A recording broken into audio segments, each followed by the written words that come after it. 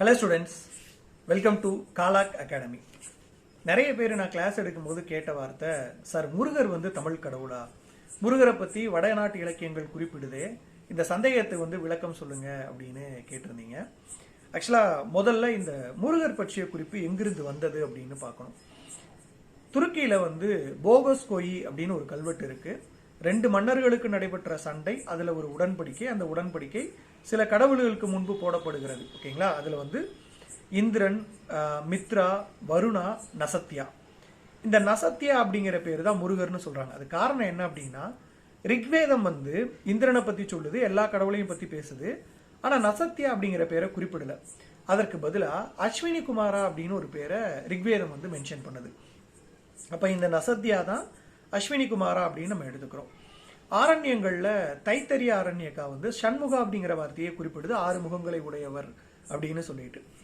இப்ப யௌதேயா அப்படின்னு ஒரு டைனஸ்டி மதுரா இந்த ரீஜன்ல ஆட்சி பண்ணிட்டு இருந்தவங்க. இந்த யௌதேயாஸ் மாசெனே அப்படின்னு ஒரு கடவுளை கும்பிட்டாங்க. இந்த கடவுள் போர்க்கடவுள். பழைய பழனி முருகனோட ஒரு உருவத்துல அவர் இடுப்பை சாச்ச மாதிரி ஒரு உருவம் இருக்கும். அதே மாதிரி ஒரு உருவத்தை யௌதேயாஸ் தங்களுடைய நாணயங்கள்ல பொறிச்சிருந்தாங்க.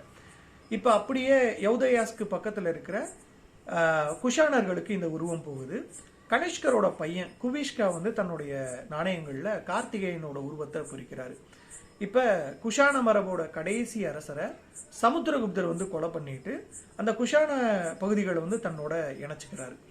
இப்ப சமுத்திரகுப்தருக்கு பின்பு 2ஆம் சந்திரகுப்தரோட காலகட்டங்கள்ல காளிதாசர் வாழ்றாரு. இந்த காளிதாசர் குமார சம்பவம் அப்படிங்கிற ஒரு புத்தகத்தை எழுதுறாரு. அதுல முருகனோட பிறப்பு, அவருடைய வரலாறை பத்தி குறிப்பிடுறாரு. இப்ப 2ஆம் சந்திரகுப்தருக்கு ஒரு பையன் இருக்கிறான், அவர் பேரு சக்கராதித்யா. அவர் முருகன் மீது கொண்ட பற்றினால பின்னால தன் பெயரை குமாரகுப்தர் அப்படின்னு மாத்துறாரு. இந்த குமாரகுப்தருக்கு ஒரு பையன் பிறக்கிறான், அவரு பேரு ஸ்கந்தகுப்தா அப்படின்னு வைக்கிறாரு. ஸோ முருகரோட வரலாறு இந்த மாதிரி போயிட்டே இருக்கு. பாணினியோட இலக்கியங்கள்ல முருகரோட வரலாறு குறிப்பிடப்படுது. வால்மீகியோட ராமாயணத்திலையும் மகாபாரதத்திலையும் முருகரை பத்தி குறிப்பிட்டிருக்கிறாங்க. இவன் அர்த்த சாஸ்திரத்திலே இருக்கு அப்படின்னு சொல்றாங்க. வியாசர் 18 புராணங்களை தொகுக்கிறாரு. அதுல 13வது புராணம் பாத்தீங்க அப்படின்னா ஸ்கந்த புராணம். இப்ப அந்த ஸ்கந்த புராணத்தை அப்படியே தமிழ்ல கச்சியப்ப சிவாச்சாரியார் கந்த புராணம் அப்படின்னு மொழிபெயர்க்கிறாரு. சங்க இலக்கியங்கள்ல நிறைய இடங்கள்ல முருகரை பற்றி குறிப்பு இருக்கு. ஈவன் கணபதியை பத்தியே குறிப்பு இருக்கு. இப்ப பரிபாடல் செவ்வேல் அப்படிங்கிற ஒரு வார்த்தையை குறிப்பிடுது. நக்கீரர் திருமுருகாற்றுப்படையில முருகருடைய அறுபடை வீடுகளை சொல்றாரு. இப்ப இதை வச்சு முருகர் தமிழ் கடவுளா வடமொழி கடவுளா அப்படிங்கிற முடிவை நீங்களே எடுத்துக்கோங்க.